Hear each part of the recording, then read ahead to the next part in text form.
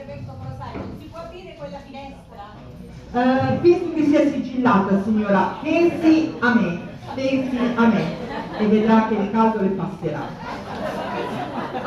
Ok.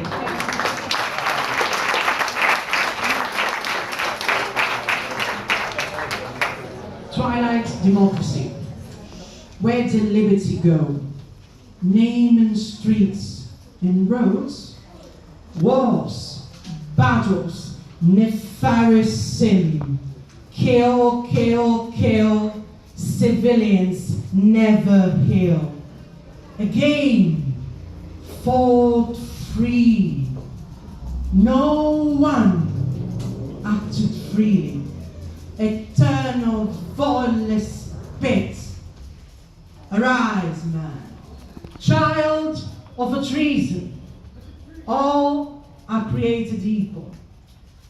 Freedom, borderline identity, heritage restored, voice, light, darkness, fight disturbance, feel free, join fragments, unite, appreciate shades.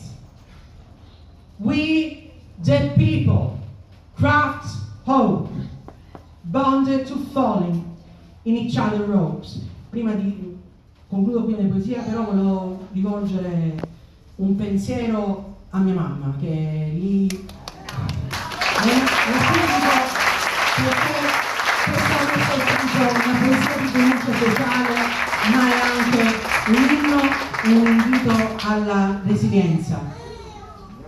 In un mondo in cui le comunità vengono sventrate, la famiglia è l'unica comunità che riesce a resistere e a resistere. Io ringrazio per avermi sempre accompagnato, anche qui, e avermi guidato sempre. Dov'è la mamma?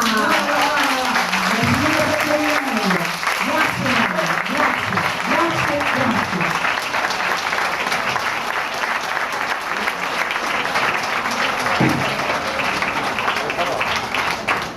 Allora, io mi devo assolutamente complimentare per lo splendido British accent con cui ha letto questi versi. Veramente anche lui ha guidato un futuro radioso. Complimenti, veramente complimenti.